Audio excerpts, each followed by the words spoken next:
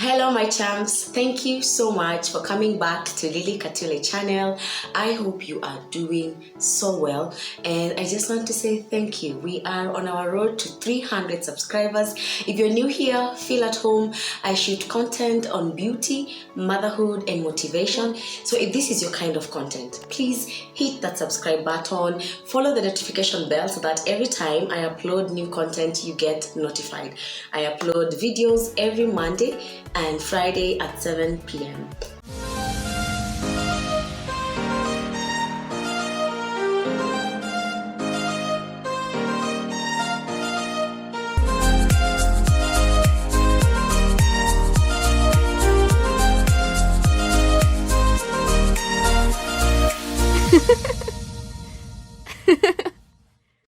So today I want to talk about self-employment, or rather running a business, and the advantages they have given me as a self-employed person. So a disclaimer, these are just my opinions and what things are working for me, so it's not all rounded. People have different views and opinions.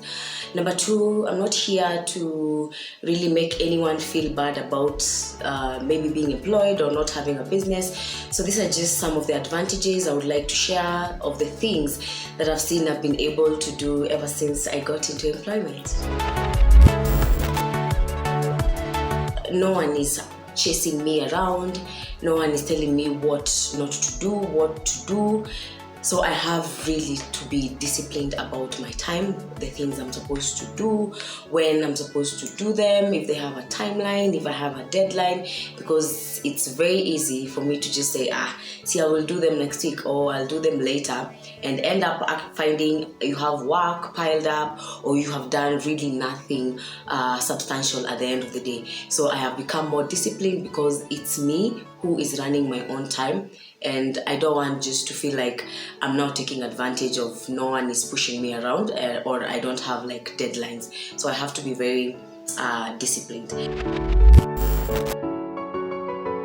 I can decide I would be starting work at 10 and finish maybe at 4, or start work at 7 maybe and finish at 10 p.m.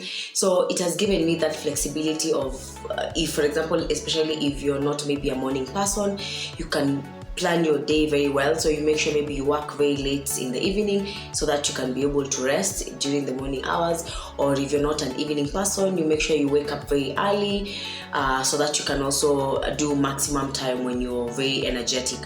This does not mean that again, if you're a morning person, you can't really wake up. So it depends with your day and how your clients are. Sometimes you might even get clients who are so early, like at 4 a.m., especially like weddings. So that's why I'm saying it has created me a flexibility. So for those days that I know I'm waking up at 4, maybe I've woken up at 4 for like 1 week, you can be able to say, next week I need to rest a little bit, so I'll be starting my day at 8. And like if someone who is really employed, if you have to show up at 8, you always have to show up at 8. So it has given me flexible time schedule. Does it mean I was not more close to them? No, but I was not seeing them as often as I would. E.g., I can now decide I'm going to work extra hard between Monday and Thursday, and then on Friday, Saturday, I take my off. I go maybe visit my mom, I travel, or maybe I spend time at home. Maybe that week I've really been busy, so I've not been able to spend time at home.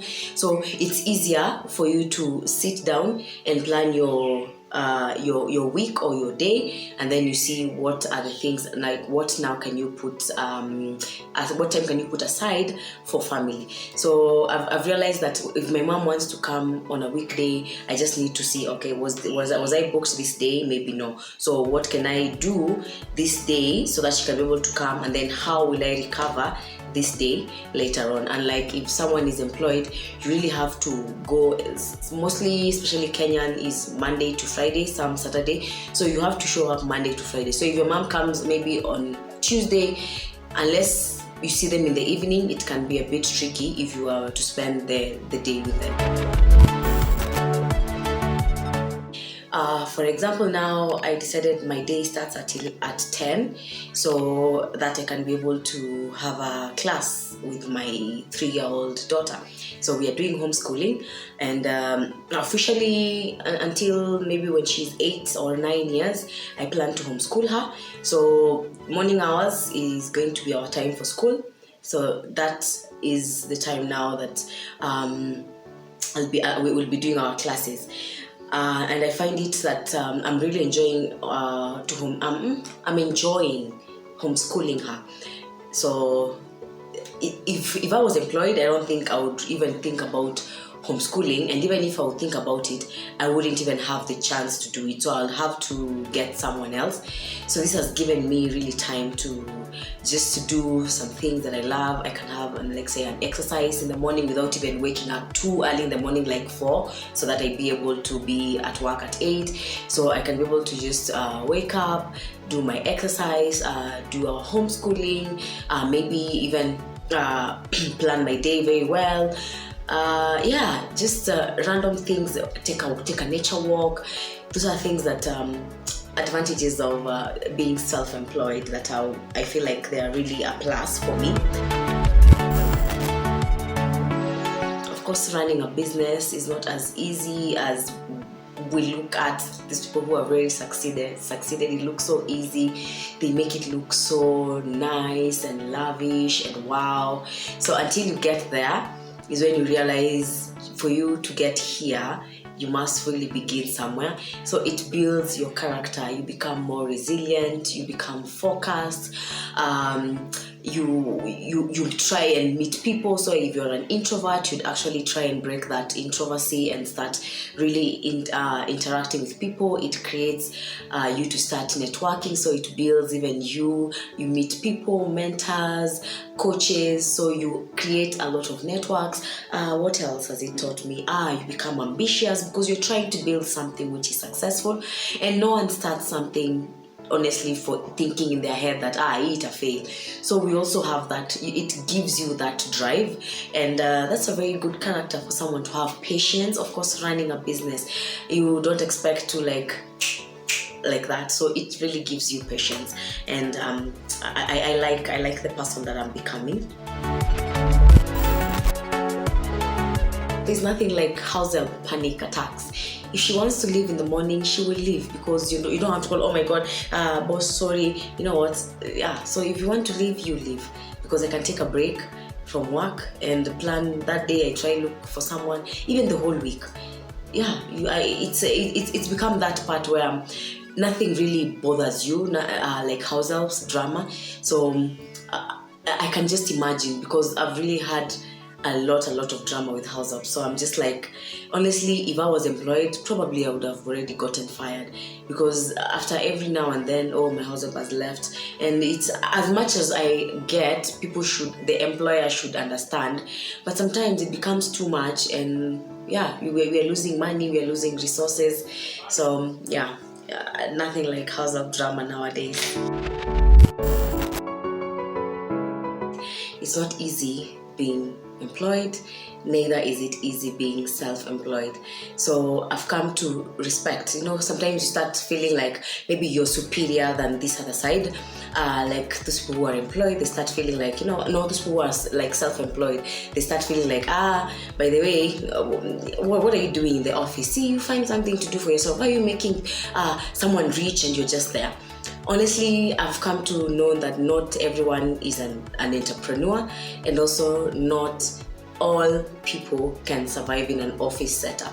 I remember I went for an interview a time back. I think I was 4 months pregnant, and it was a panel of around 6 or 7 guys, and the person who was leading the interview asked me if I really think I am employable. And that really put something in my head for me to start thinking, by the way, do I really belong in an office? And as I left, he asked, because he had asked me about my business and all that, he told me, can you do a competitive analysis of your business? And I'm like, I'm here desperate for a job. So why are you talking about my business? Why did you also ask me about if I feel like I am employable? And over the years, over the times that I've been employed, I've come to know that I'm not the kind of person to be employed. And I've also come to realize not everyone can run a business. E.g., my dad, he tried and it failed. He was so comfortable in his office work. He was performing, he was doing so well, he was being paid well, and that was working for him. And here there is someone else who might really have all that. They are performing, they are being paid well, but they don't enjoy what they are doing. So I've come to understand that I need to respect both worlds, and not everyone can be in an office and not everyone can run a business. It's in them seeing what I do every day that they also get to know, oh, okay, mommy does this for us, but she's actually built something for herself. For example, I'm now able to take my child with me to work on those specific days that I feel like, Lord, I need to come with her to the office, let her see what mommy does, because every time tunatoka home tukiambia watoi I'm going to work, they don't know exactly what work means. So she's able to come and know that as much as in her head she thinks I play with makeup, but she sees that I'm doing it on someone else. In return, I'm given money. This is how I talk to someone. This is how I transact. This is what I do with the money. This is the journey to her office. This is how her day is. And they get to really just know that our parents don't go to sit somewhere. They actually do go and do something. There's a study by Harvard Business School that shows that working moms tend to have daughters who earn higher salaries than their sons. I'm not trying to say anything bad about sons. It's just a study, and it really got my attention. And being a mother to a daughter, that really spoke volume, because sometimes it can be very tricky, especially for a toddler. They are really tiring. That day you just come and it's like almost you are tending to her more than the clients. So once in a while, it's good for them to come and see what they do, especially if you also want to plan to initiate them in your business. They start seeing early, they grow up better, even if at some point they might change their career choice, they don't want to do it. But just like the Indians do and the Arabs, they start initiating their children into their business so early, and that's why most of these businesses don't fail, because the kids started seeing what my parents do from early on when they were 2, 3 and so on. So they know how important this business is. They hear the stories. This business has been, it was for my dad was his dad's and dad's and like that. So they get to know it's a generational kind of business. Therefore, we need to take this business easily.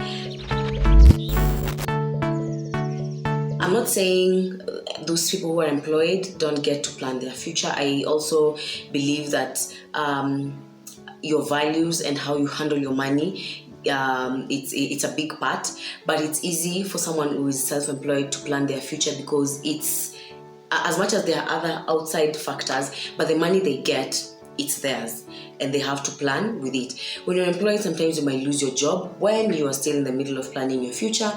When you are employed, they might cut your salary just unexpectedly. You might have planned, maybe you're going to have a promotion in 2 years, it takes longer. So as much as yes, you're planning your future, I feel like it can slow. There are so many factors that come in that might derail you, unlike someone who's self-employed. So that has helped me really see that I can plan my future, and I'm happy with it. It's fun when everything especially has worked out for you. You have run your business 3, 4, 5 years down the line, and it's that brand that you've always wanted. It's that company that is giving you a certain amount of money that you never ever even expected you'll ever get. Then you start living your life. You can decide to go for breakfast in Bahamas and you come back for dinner in Diani. You can decide to go for vacation in January when everyone else is crying, oh what.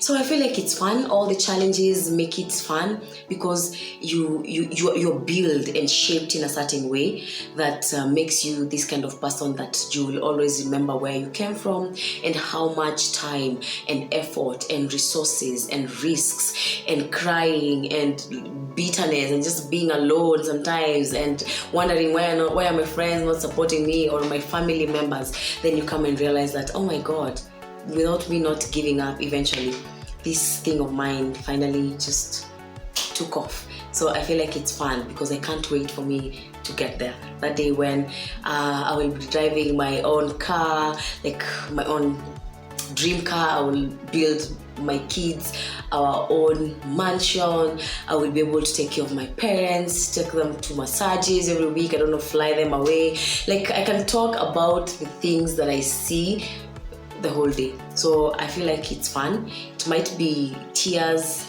and wailing now, but I'm sure it's going to be fun, just in a nick of time. So thank you guys so much, as always, for watching my video. If this was fun, if this you enjoyed, if you learned something, please do subscribe, also share, leave a comment down below, and I look forward to seeing you in the next video.